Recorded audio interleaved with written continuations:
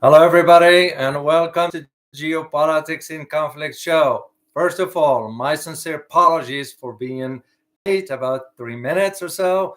I ran into some technical issues, and so anyway, it's fixed. So good to be with you guys, and we're gonna have a great show today. A great conversations. We're gonna be dealing with a key issue that I think you need to know about its direction. But before I launch into all this, let me start with two things that I want to let you know about. Please make sure to sign up for our free market masterclass, rather. And I'm going to have a link for you at the bottom of the description. So we're going to have a free masterclass where we're going to discuss how to think like a geopolitical analyst. Second thing, if this is your first time to our channel, please make sure you subscribe, and we look forward to your support. So all right, let's talk about today's topic. And today's topic is China is purchasing coal from Russia using the yuan. It's a very significant, and I'm going to provide you a brief analysis as to what it all means, and while we put it within the context of the bigger picture, as we always say. But before we delve deeper, I want you to keep in mind four key points, shall we say. One of them has to do with, of course, Europe. Okay. Second is Australia and Indonesia coal production. Third one has to do with the remarks at the US-India 2+2 ministerial dialogue.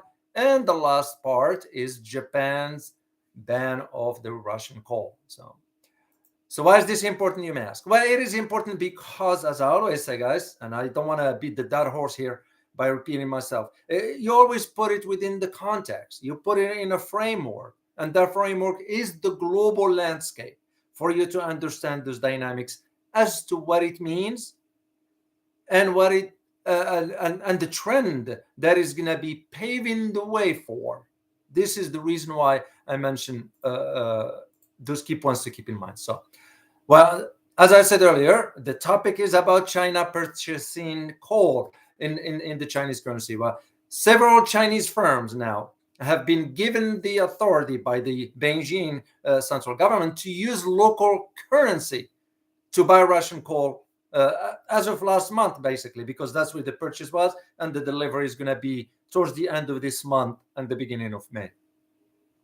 As a matter of fact, the first cargoes that will be arriving this month to China. And this is according to the Chinese consultancy Fanwei Energy Information Service. What's interesting also about this is that this is the first shipment that is paid in the Chinese currency, yuan. Here's the interesting thing that I found very interesting is that Russia gave China the choice as to which currency they want to pay their coal purchase for. And that is very interesting. Unlike the tone that Russia is using with Europe, that you only pay in ruble or you're not getting gas at all.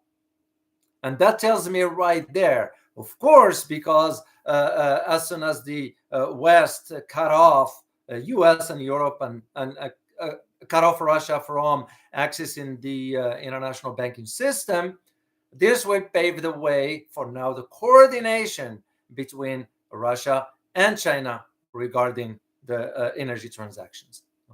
This is why it's very important. So, of course, Russian crude oil exporters have also offered Chinese buyers to the choice, and that choice is to pay in the currency they want. So, of course, the Chinese buyers gonna purchase it in the yuan. It makes perfect sense. That just, but also this one is an indication of where the trends are headed financially. And you're going to see why when I provide you the conclusion of my talk today that will wrap up everything for you, putting these particular aspects of the financial elements to these changes within the global landscape. So that is very interesting. So the Europeans, on the other hand, as of yesterday, the European Commission yesterday, which they are arguing, of course, we are proposing the sweeping new sanctions against Russia regarding the import of coal. They just put that yesterday. So, but that's not what the issue. The issue is, as they argue, is that well, this is gonna hit the Russians' pocket by about $4.4 billion in lost revenue. You know, but what they fail to say is that historically speaking, you know, Europe has always been a major importer of Russian coal, particularly thermal coal, which is used in power generation. So here's the thing. Thermal coal accounts for about 90% of Russia's total coal exports. And this is from, according to the US Energy Information Agency. And I will provide you the link for that. So you can, at the bottom of the description. Because 90% is very significant. You're talking about total dependency, that is. You know, now some will say, well, this is maybe good, this is maybe not. It depends. You know, as a matter of fact, there was when I was writing my Russia book, I did the research about the consumption of certain countries that depends on Russian oil, and one of them was about China at that time, for how much it requires by 2030 or 2025 for the consumption. And some arguments came out of certain circles within Beijing, is that there's a concern that China in this case, depending so much on, for example, Middle Eastern oil. Because if that dependency depends just on the Middle East, you put yourself in a vulnerable position. So it will be a fair argument to say, yeah, maybe the Europeans put in 90% of their imports of coal from Russia. That becomes kind of in a vulnerable position, that is. So it's because Russia's share of the EU import of thermal coal in total is about 70%. And you take into these two main countries in Europe, is Germany and Poland, because they are particularly reliant on a thermal coal from Russia. Data suggests basically that Germany by itself, it showed that it used about 67% of thermal coal imports, and Poland about 81%. This was for the stats of the 2020. Of course, that percentage has decreased slightly, because remind you that in Germany, if you think about it by the tonnage, okay, Germany was the largest import of Russian coal in Europe, you know, by about 12.8 million tons as of 2020. So, of course, they have reduced now by about, I would say, 4 million tons or so. This is why, and to put it within the big picture, this is why Germany was struggling to go along with, let me say thank you here to Rafael Legon. Thank you so much for your super sticker. We appreciate it. And I also wanted to say thank you to, Rafael. Thank you very much for your super sticker. So, and this is why the idea of Germany was hesitating whether to get on board with the sanctions for against Russia or not, because the dependency when it comes down to energy. But it will not be easier for Europe to find new countries to buy coal from, and that new sources of gas and oil as well.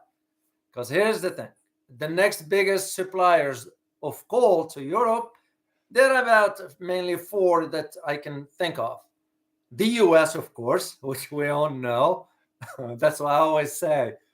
It's not a laughing matter, but I have to laugh about it.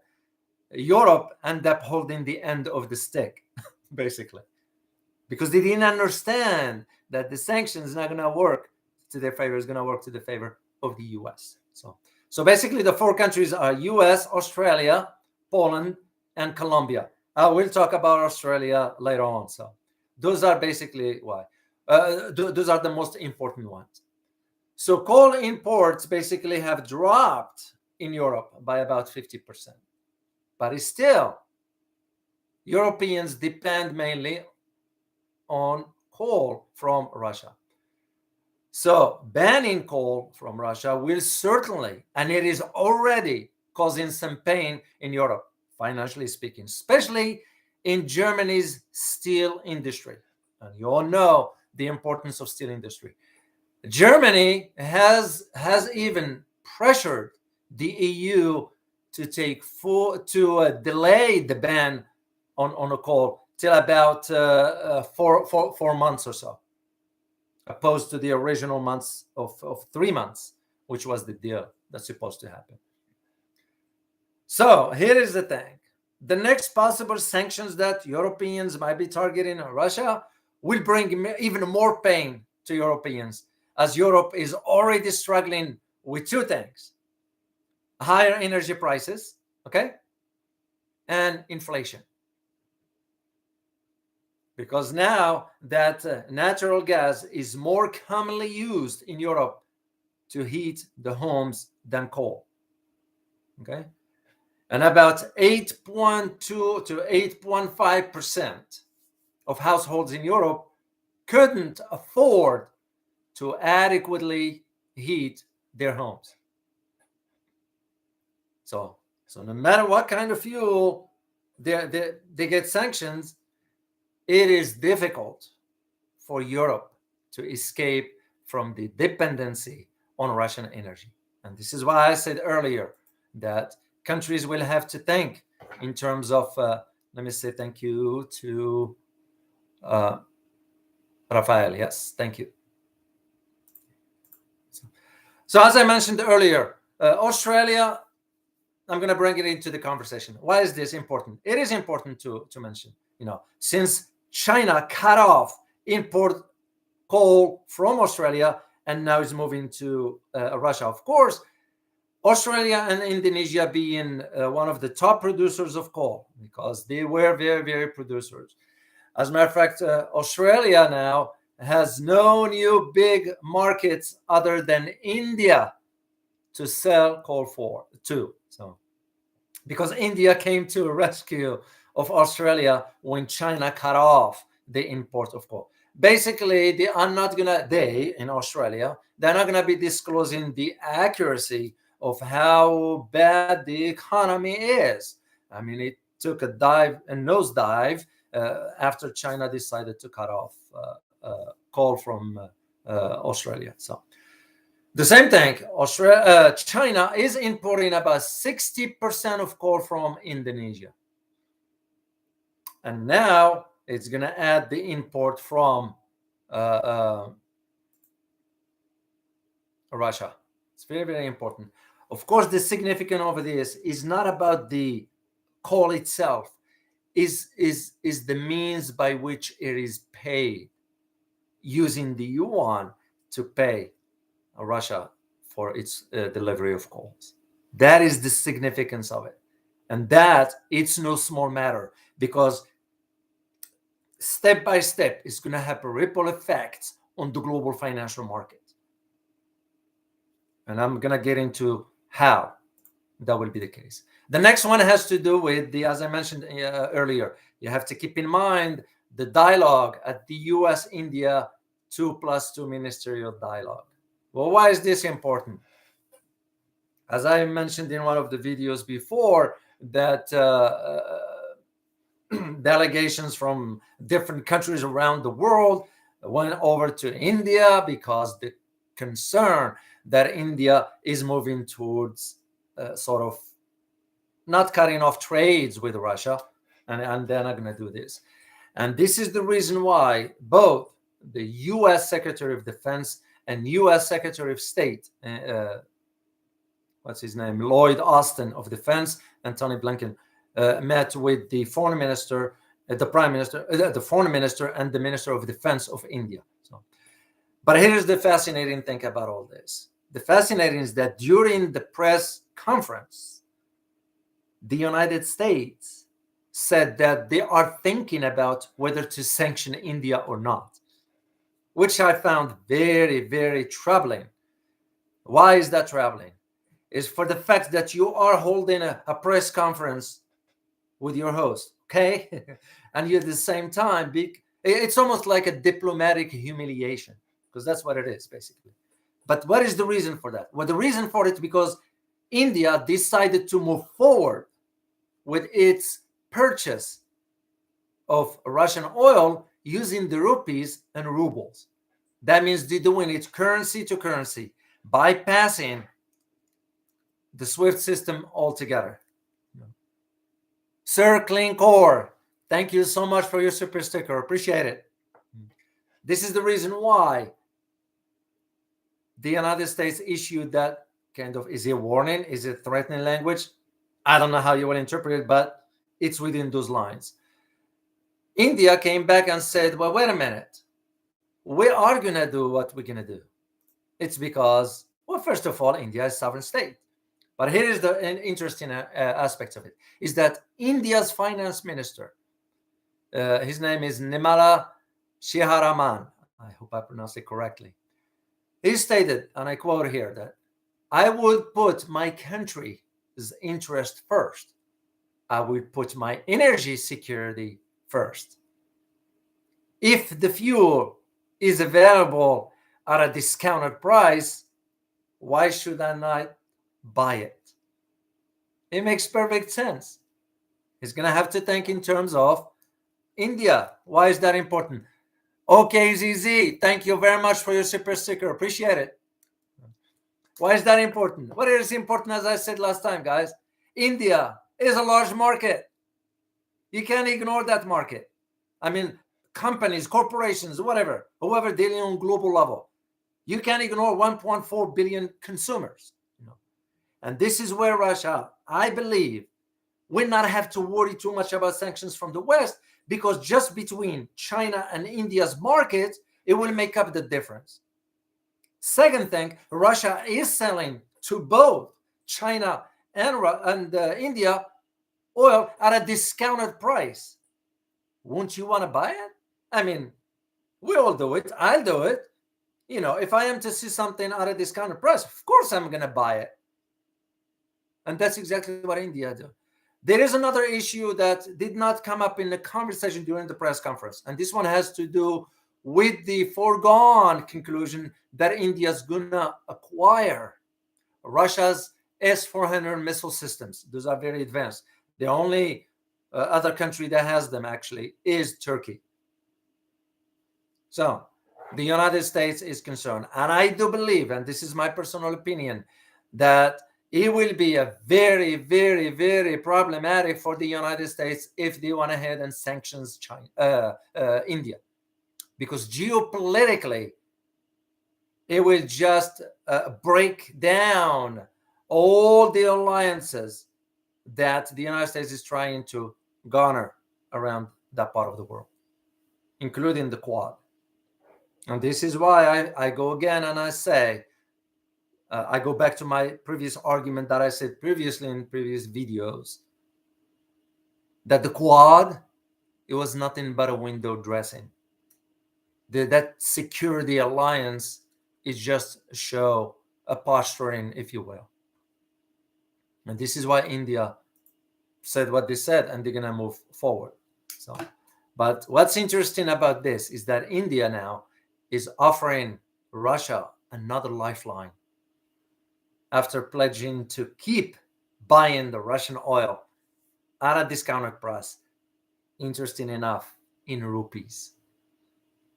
So it looks like things are moving away from the US dollar, the SWIFT system, that is.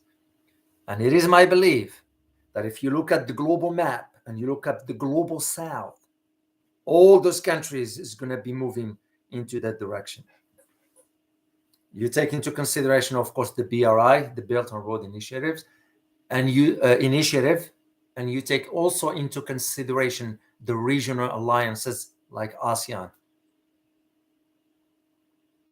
and others. And I'm going to mention some of them. This is what I found very, very interesting. So China's purchase of coal using the yuan after Russia said, use whatever currency you want. That tells me right there, not only about the tone and the message that is sending, but also it tells me where the trend is headed, financially speaking. Because after all, both countries, Russia and China, they're not after making their currency like the global currency like the US. I read enough so far, I could be wrong, but I read enough that I didn't see any indication suggesting that China wants to have the yuan as the global currency. Yes, they want it. China wants the yuan to be global currency recognized, but not in the same setting as the US dollar. Russia, on the other hand, wants to ensure and strengthen its own currency, and that's what explains why they are purchasing so much gold. Because it's very, very important to understand the new multipolar system, how it's going to be managed from a financial perspective. Because from a financial perspective, it's going to be based on tangible assets like gold, silver. That is where the difference is. And I'll highlight some of this as I continue my discussion here. The next point that I mentioned at the beginning has to do with Japan. Why? Well, Japan also decided to follow in the footsteps of the EU and the United States and Singapore for that case. But even for Singapore, I am still putting that big question mark about the judgments of its decision. Because what Singapore conveniently or ignorantly didn't realize is that with China making the infrastructure of the port in Thailand, that's going to render the ports in Singapore useless. And we all know the trade volumes that the ports usually hold. So I'm still questioning the judgment of Singapore by going ahead and imposing sanctions on Russia. It just did not make any sense to me whatsoever. So regarding Japan, so the EU, the European Union, is far from being the only economic bloc that will be scrambling to find new resources of coal. Just to go back to our main topics, because there are some Asian nations that using coal and importing coal, and they will be looking for non-Russian imports, other countries besides Russia. So one of those countries is Japan, of course. Well, recently Japan has announced that it will ban Russia's coal imports, which is, to me, it's a surprise policy shift. And if I have to guess, and this is only my guess, that they have been pressured to do that. Because that was completely reversal of Japan's previous refusal to extend its embargo to the Russian energy imports, because Japan relies heavily on Russian coal. So to me, it just didn't make any sense at all. And the only explanation that I end up coming up with is that the idea of they have been pressured to do so. And why should I be surprised? Why should you be surprised? We both know Japan and Australia, they have to do what they are being told. Yes, they are sovereign states. We all know that. But they still have to do what they are being told by their masters. And that's, to me, the explanation that I came up with, because it was evident to me. So that is the interesting aspects about where I found Japan possession that is also perplexing and confusing, and knowing that they depends on outside energy to keep their economy going. So once again, you question what the judgments of the policymakers there. So speaking of Japan, before I forget, The Senkaku Island issue.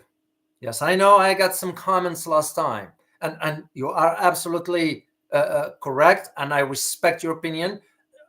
I welcome your disagreements. This is what, to me personally, what a civil discourse is all about. You know, you can disagree with me, of course, and if and when I am wrong, I do admit to my mistakes as well. I'm just a human being like you, so we make mistakes. Yes, there is a lot of history goes into that.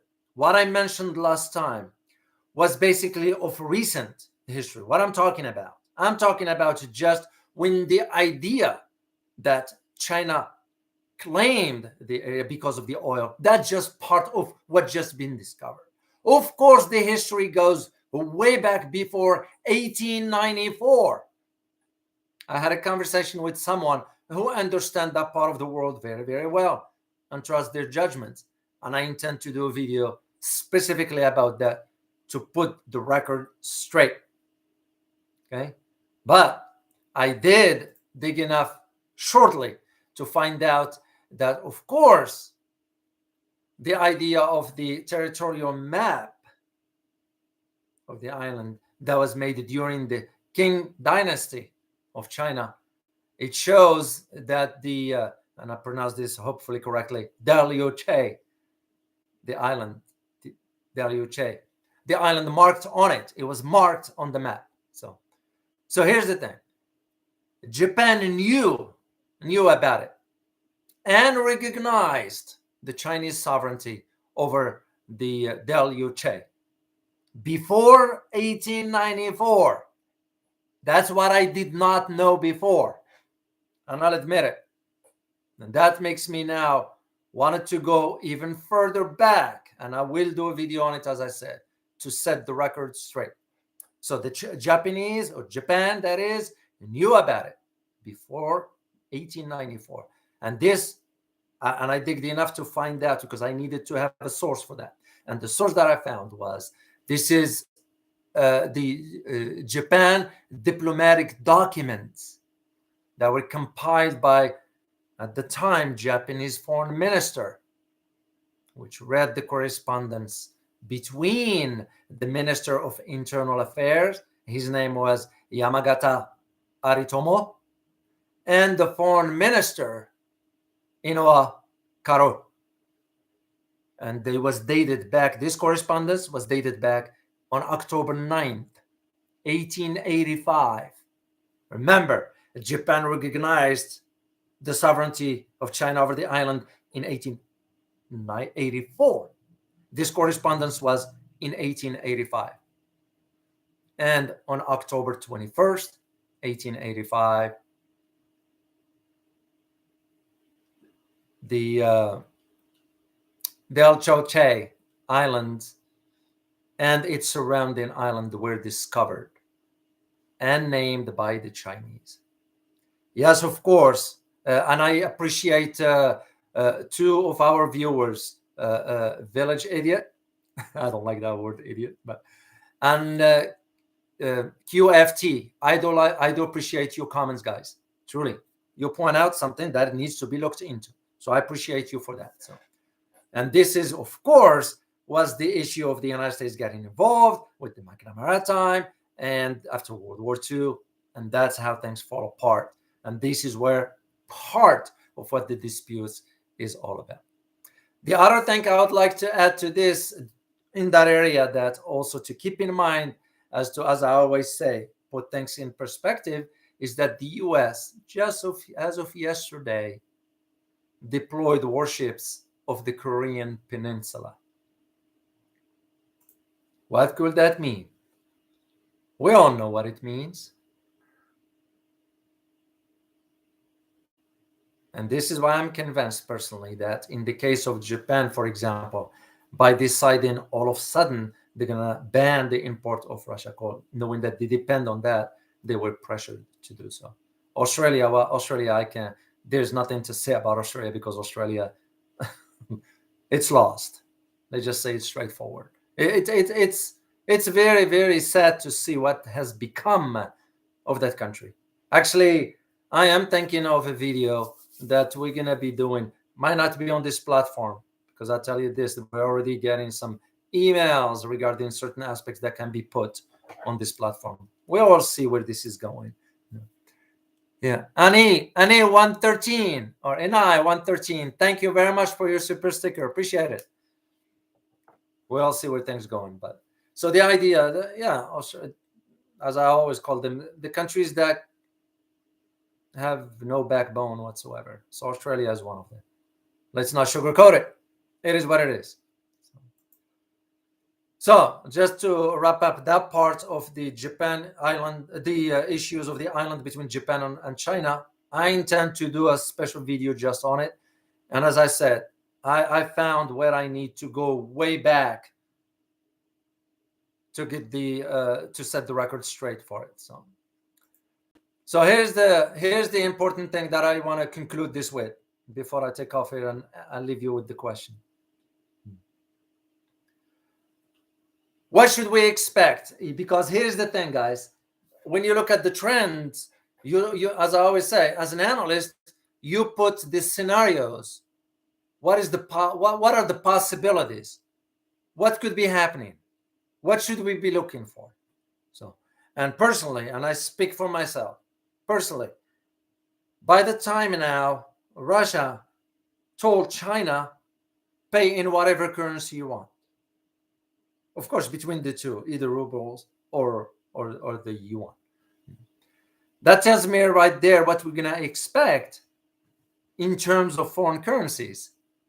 So we are going to see, and mark my word on it, we are going to see the adoption of a new payment system that is completely and 100% outside the SWIFT altogether, meaning outside the US dollar altogether. Because here's the thing, like what's going on, and this is why those trends are important. You take the example of what's going on, because those are live, real life examples.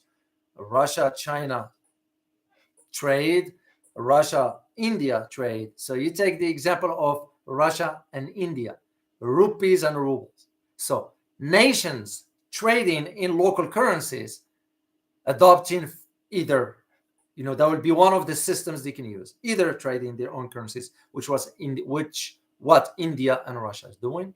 They could also embark on adopting future cryptocurrencies, or they could also adopt digital currencies. And this will be in a multilateral format. When I say multilateral, I'm referring to regional alliances. It's not on a global, multilateral, depending on the countries. I do foresee this for the entire global south. They're going to go that direction. Mark my word on it. So in the multilateral format, it will be like, for example, the what do you call them? The Euro-Asia Economic Union is known as EAEU, or the ASEAN, the Association of Southeast Asian Nations. This is where you're going to see that trend. So what will become basically is that the pillar of the future trade that we are seeing now, a hint of it, will be in currencies which are backed by real wealth, not some securities, not some bonds, not a real wealth. That includes gold, that includes perhaps silver, and it could also include a basket of commodities, because that will be sort of the barter, if you will. There will be no single world reserve currency in the future, because the dollar, how long is going to be surviving? We don't know.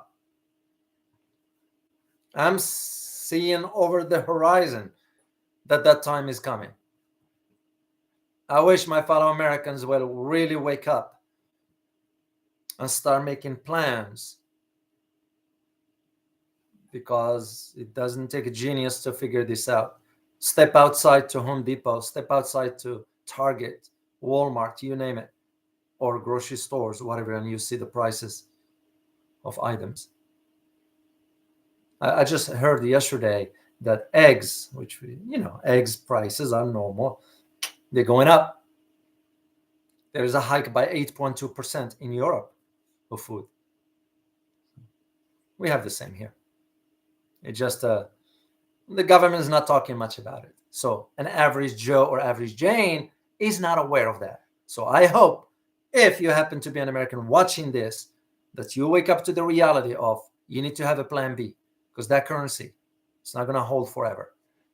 So as I said, there will be no single currency or world reserve currency, that is, in the future.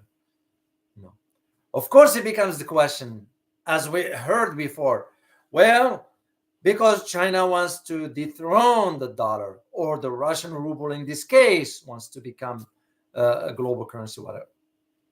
All hypes, no more, no less. Because China, and by the way, I'm not defending China here. I'm talking about objectively what's going on into the financial sector based on my knowledge. China has already made it clear, and I wrote extensively on this. There are some articles on my blog that I wrote about. You guys can check them out. China has made it clear that it does not seek to make the yuan a world reserve currency. We all see with the US dollar the problems that comes with it.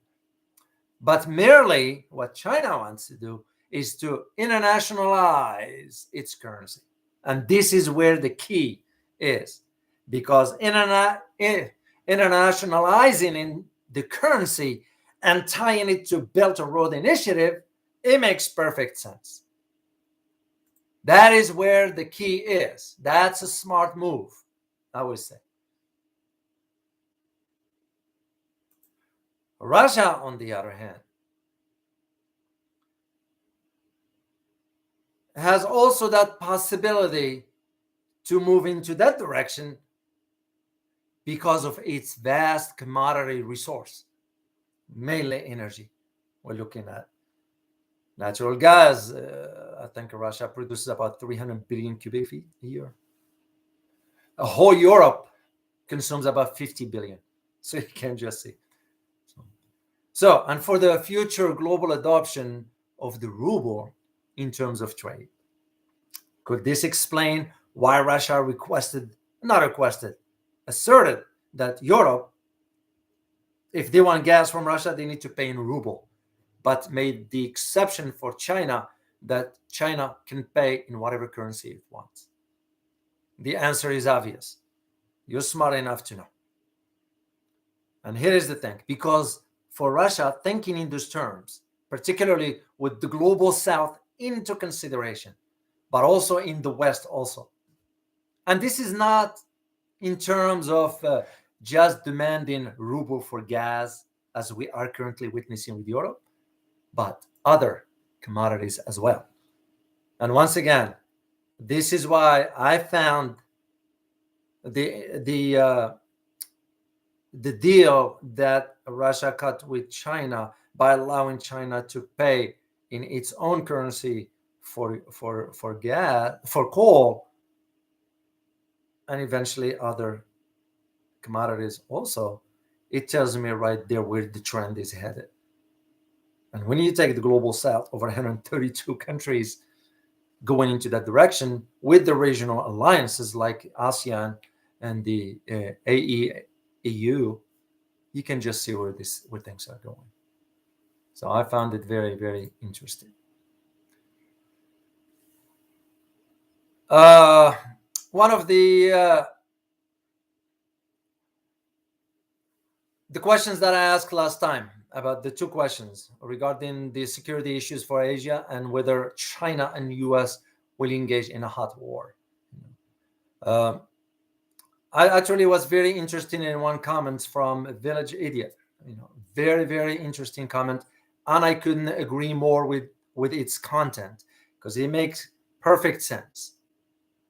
That because Asia, as we are witnessing right now, there's this what's the word I'm looking? Butting heads among some Asian countries as to who wants to go this direction and who wants to go this direction. And that's exactly what that answer provides, is the idea that, and I quote here, the security issues Asia will be dealing with is increased meddling by former colonial powers to keep Asia down. And there's some logic into it, and I do see the logic in the arguments, despite what you hear. Because this whole idea of the Quad, for example, this whole idea of the AUKUS has only one objective and one objective only. It is what? It is to contain China. It is the containment. Unfortunately, it's not going to work. It's because where China is economically differ from where the Soviet Union was economically when the United States embarked on a containment policy. Global dynamics have changed from that time to recently. The landscape has shifted. Countries are now reorienting their direction, their political, that is, and not domestic, but foreign.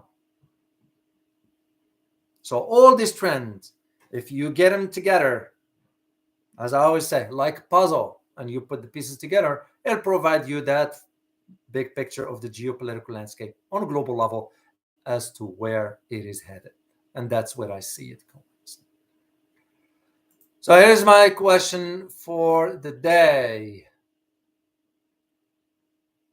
And again, once again, guys, the important the reason for these questions is nothing but for us to have a conversation, no more, no less. So the question is, will global trade go through a revolution? And if so, will we see the marrying of capitalism and socialism together that will be shaped in a workable model for nations and regional alliances? I'll repeat the question, guys. Will global trade, and given what's going on right now, and you are observant, you are watching, you are reading, and you are hearing what's going on, with the global trade, go through a revolution? And if so, will we see the marrying of capitalism and socialism shape into workable models that will work for nations and alliances? I look forward to seeing you guys next time. I hope you find this information very useful. As always, stay informed. Till next time. Bye-bye.